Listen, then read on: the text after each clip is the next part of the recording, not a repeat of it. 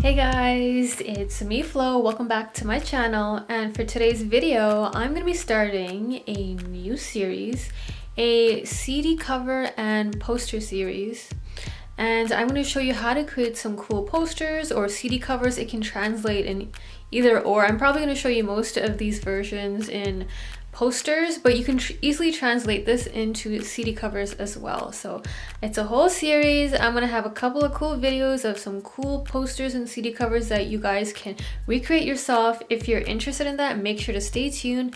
This is episode number 1. Let's jump right into it. All right, so this is poster or CD cover number 1. And yeah, this is basically made mostly in Photoshop. I use a little bit of Adobe Illustrator, but honestly, it's not that hard to make, and it's so much fun playing around with the different techniques. So yeah, this is what we're going to be starting with. Step 1. So open up Photoshop and we're going to be making a mask. Now make sure you chose your image. Now I chose this image that I had taken. I did like a fun makeup look on my other channel. If you're interested in beauty and fashion, you can check that out. But anyways, so I took this image with some fun lights. You can take your own photo, or you can go on Unsplash or Pexels and grab an image from there. Doesn't really matter. You could do whatever you prefer. So yeah, that's basically what I did. I grabbed this image. I thought, oh, this is fun. This would be a cool idea to play around with. I was doing a Doja Cat look. But yeah, now we're going to be creating a mask, and we will be taking out the background essentially. And then you can just grab and select, what you want to keep. And then you can kind of play around, refine it. If you, let's say for example, you take too much, what you can do is click on Alt or Option to basically, deselect some of it and take out some of the selection, and just go back, Alt or Option, depending if you're on a Mac or a PC. And then once you're happy with that, you can go ahead and go to Select and Mask. And then after that, you can go ahead and play around with the tools there. There's the radius, there's smooth, there's different tools that you can play around to just refine it better. You can go to the refine edge tool to clean up the edges if you like. And once you're happy with that, you can click OK. And then once you click OK, you can go at the bottom of your layers panel and click on that little mask button right there, and then it turns it into a mask. And that's basically where you have it. Now, basically what I did to take out the eye part, to create that cool effect, what I did is make sure you have your paintbrush ready to go and that it's on black and white. So essentially when you make a mask, it's basically using black and white. So black is to conceal and then white is to show. And then if you want to basically take anything else out, you can go back and click on your paintbrush tool and click on the color black, and then go ahead and paint over the area that you want to erase essentially, and just like that. And then it will show up as erased or deselected, if that makes sense. Let's say you take out too much, you can go back and use a white paintbrush to clean up the edges and show the parts that you want to be shown. And that's basically it for making a mask. Pretty simple, pretty easy. That's step number 1. And now we're going to be going into step number 2.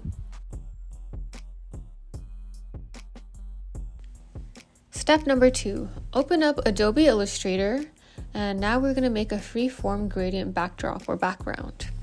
Now, once you have Adobe Illustrator open and ready to go, you can choose whatever size you want, whether you want it to be a poster size or a CD cover size, it's up to you. You can choose the sizing to your liking. And then once everything's ready to go, you can go ahead into the shape or the rectangle tool and click on that, and then drag and drop right there. And then you can take out the stroke. I think there's a default fill and stroke. You can keep the fill, but the stroke you can take out. And now we're going to click back to the fill. And then we are going to click on the gradient tool. So now you could either access it through the windows or typing it in help. There's many ways of accessing it, or you can have it like me on your sidebar. And then once you click it, you'll have 3 selections here. You can click on the third one, the freeform gradient. I'm sorry if I'm speaking too fast. I get into a little bit of my own zone and I speak a little bit quickly. Anyways, you can click on the freeform gradient, and then you'll have this gradient pop up on inside of your rectangle, and it'll be filled up. You'll have a couple of different points. Now you can click on any of the points and change the colors like so. Or you can click on the points and then go into the filler right down here and double click and then choose from the color picker whatever colors you want. Now, unfortunately, I don't have the original actual backdrop that I actually had made. So we are going to just play around with this. But I used a lot of different neon colors, some neon pinks, reddish, orange colors. Now, I was inspired by this image right over here. And if you want, you can try to emulate the gradient I made based off of this image if you like, because the colors are just gorgeous in this image, and this piece of art is amazing. This digital art is amazing. I was inspired by it. Yeah, I mean, if you're interested in it, I'll leave the link if you want to check out this piece of art also. But yeah, you can get inspired by this or make, your own variation of colors. It's all good. And once you're happy and you're done experimenting and playing around with it, you can go ahead and drag and drop it into our Photoshop file. And then that is basically step number 2. Now for the next step, we are going to go into Liquify. You can go ahead into Filter and then go down to Liquify. And then you'll have this panel come up, or this screen come up, and you can go to the side panel and click different types of Liquify tools. I clicked on the swirly one, and then you start to get this cool swirly effect, and it kind of swirls your image or your shape in this manner that gives you this kind of swirling kind of liquify effect. And this is one of my favorite tools. It's so fun to use because you kind of get to play around with it and see all these cool kind of textures come alive. I feel like if you play around with it enough, you can make it even look kind of metallic, obviously liquidy. That's why it's called Liquify. And it really just adds this nice texture to it. So go ahead, experiment with that, play around with it. I know I did. And I'll just speed this up for you guys.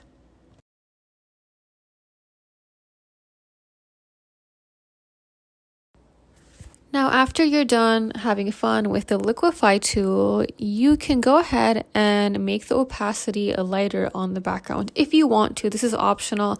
I just did it because I thought that it kind of gives a nice contrast with, the image of myself, and then the background, it kind of makes... I feel like makes me pop a little bit more, and it's, not a battle between the background and me. So I feel like it adds a nice bit of variation, but of course it's optional. Now, the next step you want to go ahead and do is, or you can skip the first step or the step that I just mentioned, and you can go ahead and duplicate that background. And the reason for this, again, these are all optional things. I just feel like it makes the image overall, the poster, just a lot more interesting, more richer, just gives it just that little oomph.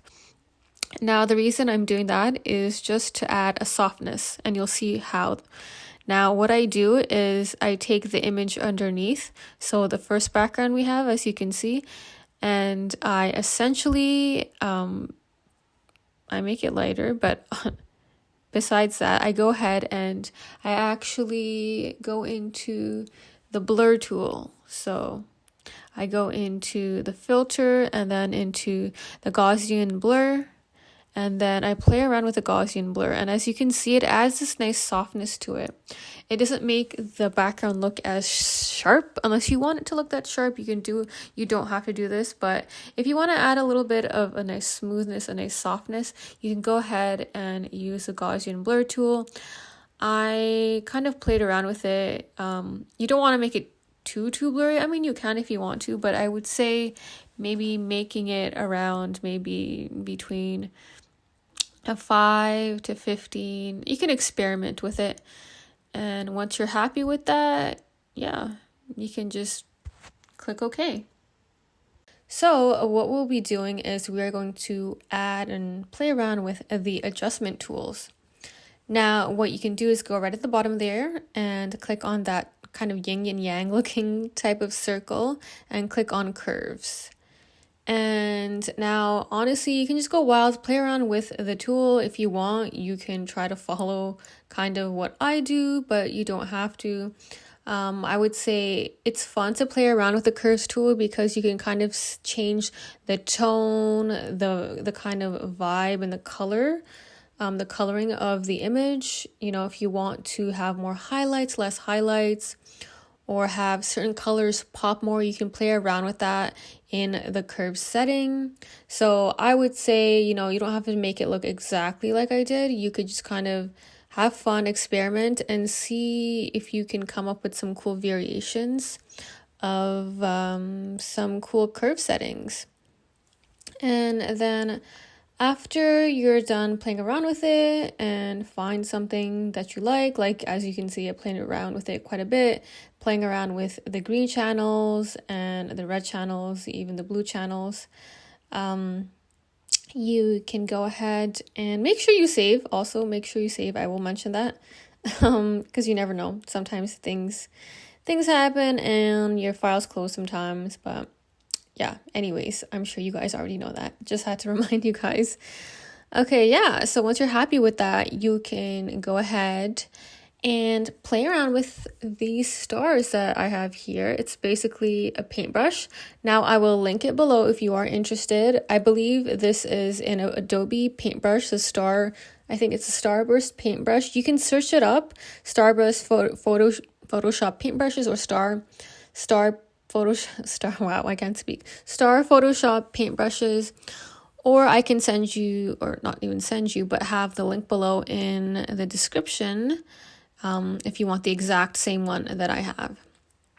And yeah, you should just go around and plop some stars on kind of. But what I ended up doing was I would basically plop stars in, but I would lower the opacity.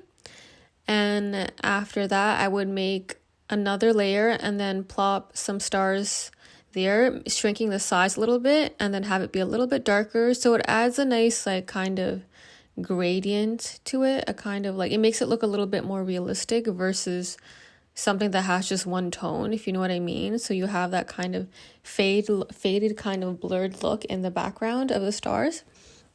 And once you're happy with that, you know, you can go ahead and add as many stars as you like. That's basically it for step number 4. I know it sounds like a lot, but once you get into it, it's super simple and very fun. Step number 5. Now, to create that neon laser look that I had, essentially what I did is I used the paintbrushes and I used pastel kind of colors, pastels, or kind of like, you know, low opacity type of whites to kind of give it that neon look. So what I did is I made a layer and then I chose whatever pastel color or even like a white at a low opacity. You want to have it around maybe 20 to 25%, give or take. You can, you know, choose whatever looks good to you. I had it, I think, around 23. So what you can do is just go ahead and basically make a paintbrush swatch across from your eyes. I mean, if you want it to be, if you don't want to do it manually, if you want, you can do it manually, but if you don't want to, what you can do is just press shift and then drag down your mouse so you get a straight line. And then what you can do is you can just go ahead and rotate the line and align it to your eyes if you want it to look, you know, exactly perfect, which I did at times. But if you want to do it manually, if you're feeling a little bit more daring, you can do it manually as well, like I did. But I think I did a little bit of both because doing it manually can be hard sometimes to get that line nice and crisp.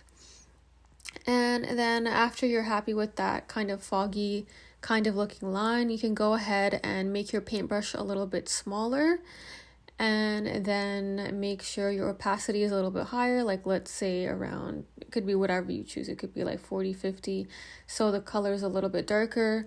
Now you can go ahead and keep it a white, or you can choose, you know, any kind of pastels, like some kind of yellow, blue, pink, whatever you want, and then make a line again. Now again, you could do it manually, or you could click and then press shift and drag down and make your line, and basically continue like that. And then for the last line, what I did, I think that's the last line, I made the paintbrush even smaller, and then just raise the opacity on the paintbrush, so around like a 60 or a 70, and then did the same thing, put a dash across.